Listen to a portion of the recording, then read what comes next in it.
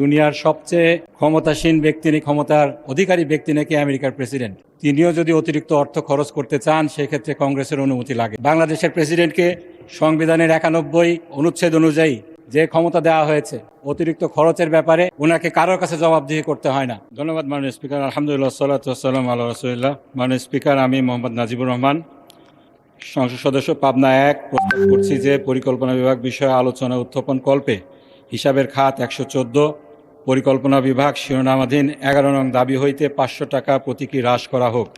মাননীয় স্পিকার, দুনিয়ার সবচেয়ে ক্ষমতাসীন ব্যক্তি, ক্ষমতার অধিকারী ব্যক্তি নাকি আমেরিকার প্রেসিডেন্ট।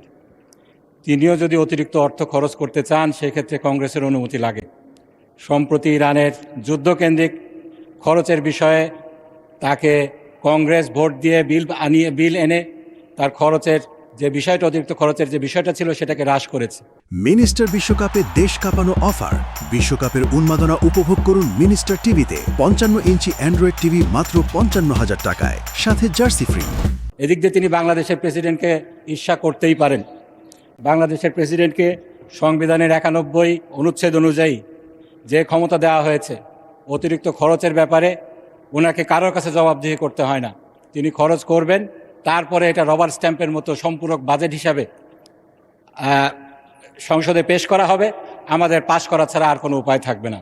মাননীয় স্পিকার, এই বিষয়টাকে অ্যাড্রেস করার জন্য একটি আইন হয়েছিল, সরকারি অর্থ ও বাজেট ব্যবস্থাপনা আইন 2009। সেখানে 12 নম্বর ধারায় যেটা বলা হয়েছে, সংশোধিত বাজেট যথাসম্ভব প্রত্যেক বছরের মার্চ মাসের মধ্যে পেশ করিতে হইবে। এক্ষেত্রে যথাসম্ভব এই শব্দটার অ্যাবিউজ করে, মিসইউজ করে বাজেট, সম্পূরক বাজেট কখনোই মার্চ মাসে দেওয়া হয় না। যথাসম্ভব বলতে কি বোঝানো হয়েছে, এটার যথাযথ ব্যাখ্যা দরকার রয়েছে। কেন সরকার মার্চ মাসে সম্পূরক বাজেট দিতে ব্যর্থ হলো? মার্চ মাসের পরে এপ্রিল গেল, মে গেল, 2টা মাসেও সম্পূরক বাজেট দিতে ব্যর্থ হলো। জুন মাসে এসে সম্পূরক বাজেট দিল। এই ব্যাপারে সরকারি দলকে, যারা এই সম্পূরক বাজেট নিয়ে এসেছেন তাদেরকেও জবাবদিহির আওতায় আনতে হবে।